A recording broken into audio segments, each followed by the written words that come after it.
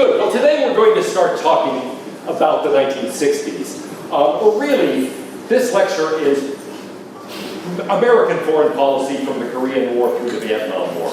Next time we'll be talking more about the domestic side, the fun side of things. This is more the, depressing side of things. But before we get into the details of that, I want to talk a little bit about the assigned reading for today, the poems of Lawrence Ferlinghetti.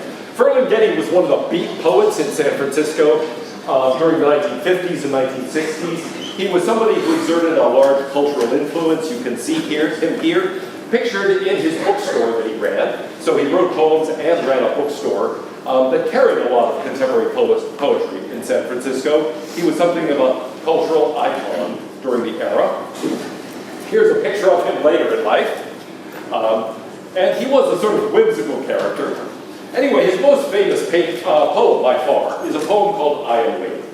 And I think it captures the spirit of a certain era, of that beat generation of the 50s, and then something of the idealism of the 1960s in a dramatic way that brings out certain important themes.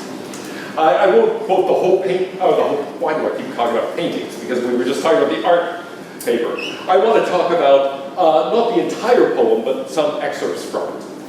I am waiting for my case to come, and I am waiting for a rebirth of wonder. And I am waiting for someone to really discover America and wail.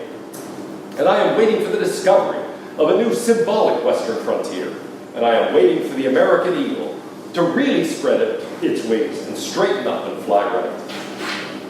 And I am waiting for the age of anxiety to drop dead. And I am waiting for the war to be fought which will make the world safe for anarchy. And I am waiting for the final withering away of all governments. And I am perpetually awaiting a rebirth of wonder. I am waiting to get some intimations of immortality by recollecting my early childhood. And I'm waiting for the green mornings to come again, youth's dumb green fields come back again. And I am waiting for some strains of unpremeditated art to shape my typewriter. And I am waiting to write the great indelible poem. And I am waiting for the last long careless wrench. And I am perpetually waiting for the fleeing lovers on the Grecian urn to catch each other up at last and embrace. And I am awaiting, perpetually and forever, a renaissance of wonder. Now, there are a lot of images, even in that part of the poem. What are some of those references? He's making allusions to a lot of earlier poetry, and to a lot of other things as well. Can you pick out some of those? Yeah? I think the Grecian urn, that's one of Keats' poem. Good, the Grecian urn, yes, exactly. Ode to a Grecian urn, poem by John Keats. Exactly. So there is a reference to Keats. And Keats is what kind of poem? A romantic poem, exactly. What are some other references you see?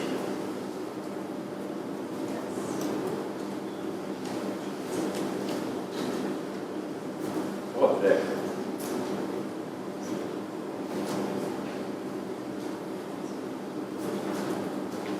Intimations of Immortality by recollecting my early childhood. Yeah? Is that Wordsworth? Wordsworth, exactly. Yes, Wordsworth wrote a poem on the Intimations of Immortality. And so, again, we've got a reference to a romantic poet. Any others you find here?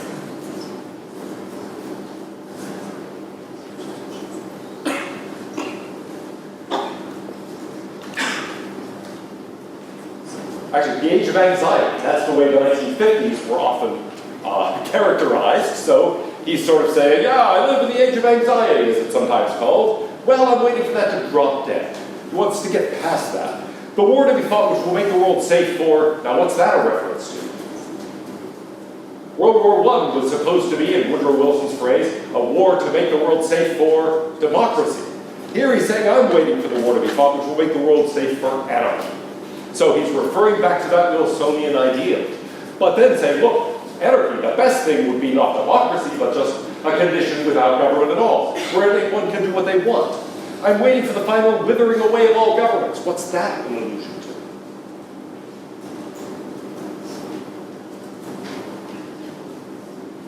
Yeah, something we haven't really talked about. It's from Marx. It's from a passage where he basically says in the communist state, after a time, the government itself, the state itself, will be, the German term he uses is Aufgehoben. It will be transcended. It's usually translated into will wither away. But the idea is it will be overcome. There will be no need any longer for any government, any restrictions, because people will simply internalize this idea of working for the greater good, and everyone will work for the common good without having to be told what to do.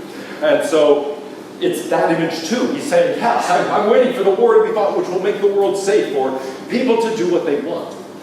And there are a variety of other things here, but as you can see, it's a powerful image. Youth's dumb green fields come back again. The green mornings, the unpremeditated art. This naturally flows out of you. And so this is, in short, a highly romantic poem. A poem that's referring back to these earlier figures from Romanticism and expressing its own romantic ideal. Partly this Marxist idea, and Ferlinghetti, I think, correctly recognizes that Marx is in his own way a romantic thinker. And so are Wordsworth, so are Keats, so are a variety of other figures here who look behind the scenes in the poem. And he's calling for a new romanticism. Now, what exactly does that mean? What was the Romantic movement all about? Here I'm forcing your brain back into high school English. Releasing emotion. Releasing emotion, yes. You could say that in a lot of ways the 19th century was a century of faith, a century of progress. We've talked about those aspects. We haven't talked a lot about another aspect. It was a romantic century, a century in which people had these romantic ideals that entailed a number of things, and one of them was the role of emotions. There was a thought that the scientific revolution, that the Enlightenment had pushed emotion too far off the stage, and instead had said reason is what should dominate. Well, the Romantics, in a way, were not trying to be irrational, but they were trying to say reason isn't everything. Emotion is important, and to put emotion back on center stage.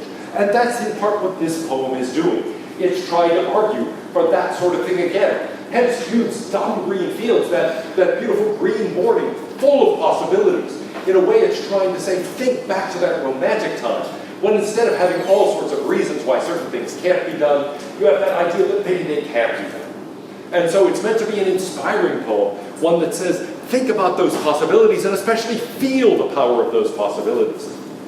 So it's something about feeling as opposed to just reason. Are there other elements of romanticism that are worth talking about?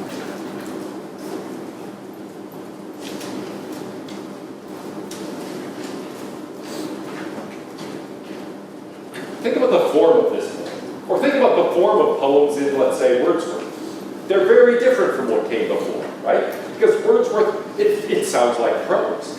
Things don't have a highly definite structure in the Romantic poets in general. Some of them actually have some structure. Keats has more than Wordsworth does.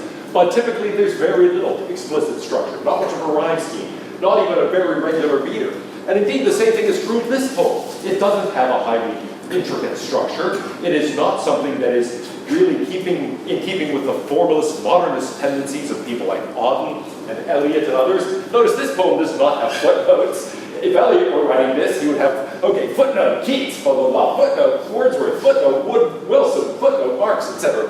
This isn't like that. This is really meant to express emotion. And yes, there are allusions here, but allusions trying to remind you of a certain tradition. Trying to say, remember that tradition. One that said feeling was important, that it mattered that we try to express ourselves, that constraints on us, rules governing us, can be negative things holding us back, that we seek to liberate ourselves from a lot of that. That's something that he's trying to remind you of and say, remember that. Remember that we used to be more than what we've allowed ourselves to become. And so he's trying to inspire you to get beyond this. Hence, I'm awaiting perpetually and forever a renaissance of wonder, a rebirth, a breaking out of the old framework and discovering something new. Okay, so he delights in creativity. He delights in that sense of a new beginning. Here is another poem. This one about a poet and a high wire artist. Constantly risking absurdity, this one is called. Constantly risking absurdity and death. Whenever he performs above the heads of his audience, the poet, like an acrobat, climbs on rhyme to a high wire of his own making. Notice here, well, actually look at the form of that poem. That should remind you a little bit of Apollinaire and his calligrams. Okay, it's meant to have a certain shape. Does it suggest anything at all?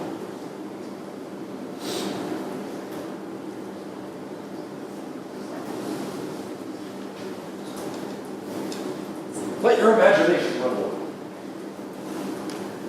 Okay, a lot of you say no. Okay, yeah. I mean, this is very personal. Maybe you don't see this at all. But I look at that and I think, oh, down there we've got the audience. And up there we've got the acrobats on the high wires and the trapezes, okay? I think just the visual shape of this poem is meant to suggest something like this. Something like, oh, those things floating above, okay? Taking this risk, risking absurdity, risking expression of feeling, which ends up seeming silly or ridiculous. He's writing in an environment where actually the dominant poetry, last year at the time I had the class read poems by Lawrence Durrell. Durrell is a fantastic poet and a great novelist, but they're extremely intricate poems. He pays a great deal of attention to form. His novel, it's really a series of 4 novels called The Alexandria Quartet, are all about the complexities of time and relativity and perspectives and so on. It's fascinating stuff, and he tells basically the same story from several different points of view, all relating to this complicated social scene in Alexandria, Egypt, and so forth. It's fascinating stuff, but it is highly structured, it's highly complicated. It is not very, he doesn't wear his emotions on his sleeve at all. Ferlinghetti does, and he's basically saying, well, I realize in doing this, I'm taking a risk. You can express emotion, and sometimes you end up feeling ridiculous. I mean, think about some cases where somebody, in a movie, let's say, actually expresses what's on their mind. They actually express their emotion, and they break through social convention, and they just say, look, I love you, okay? And sometimes it's great, and sometimes it's like, yeah, get away from me. and the idea is, yeah, you're taking a risk. If you express emotion in this way, you're taking a kind of risk. In fact, Heidegger, decades earlier, had written an essay on poetry when he said the poet is in a way having the most dangerous of all occupations. Why? Because Heidegger thought of the poet as laying emotions bare and saying, here's who I am, here's how I feel. And if you're a Durrell or an Eliot type poet, that isn't at all what you're doing. But if you're Ferlinghetti's type of poet, that is what you're doing. You're saying, here's who I am, here are my ideals, here's how I feel about things, and that's taking a huge risk. It's easy for people to laugh at you. Maybe you even look back on that and say, oh gosh, I mean, I was cleaning out a room that I hadn't gone into in a long time, a couple of months ago, and I found my high school's literary magazine. And in it were several poems I wrote as a 16-year-old, okay? And reading those poems you wrote when you were 16, that's a scary thing, let me tell you, when you're my age. Because it's like, oh crap, is this going to be any good or not? And in one case I thought, that's not bad. And in one case I thought, that's really high schoolish. But in one case I thought, oh gosh, I hope nobody else has a copy of this magazine. So anyway, yeah, these things are, it's dangerous. And even you yourself might look back and feel ridiculous as a result of that. But the poem goes on. For he's the super realist who must perforce perceive top truth before the taking of each stance or step in his supposed advance toward that still higher perch where beauty stands and waits with gravity to start her death-defying leap.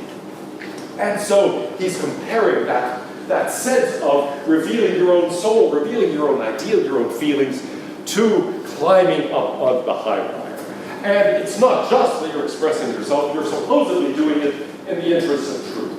You're actually trying to say something true in talking about this, not just to express a mood, in other words, but to actually communicate something real. And that's part of the reason it's so dangerous.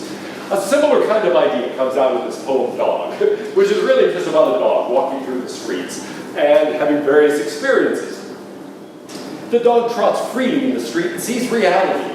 And the things he sees are bigger than himself, and the things he sees are his reality. Okay, well, here's what makes it scary. Because, yeah, in a sense, the things he sees are the dog's reality. That's all we can do, describe reality as we perceive it. What reality is? Well, he does say the dog sees reality, sees something bigger than himself, but of course it's just as he sees it. The dog has a unique perspective, and then, you get to see the experiences of the dog as he wanders around these dirty streets. But here's the idea, in a way. What makes it scary is that we're trying to describe reality. If the poet is just describing a dream, like Coleridge, let's say, in Kubla Khan, I just had this dream. And there in Xanadu was the castle of Kublai Khan and blah, blah, blah. All right, then it's just a magic term. It's just a stream of imagination. It's not maybe even trying to describe anything real. But Ferlinghetti's poet is trying to be a romantic, actually express feeling, but also express the truth. Express reality as he or she sees it. And that's what makes it scary, because it can not only be embarrassing, it can be right or wrong. And so the poet is trying to reveal something in a way that actually tells you something about the world. And that's something that makes it difficult. So he's trying to be, on the one hand, yes, a romantic, but also to be kind of realist, someone who is saying, yes, I want to express emotion, I want to express an ideal, but I am waiting for it to be real. I actually care about the real world. This isn't just some imaginary exercise. And it's about bringing the reality and the ideals together.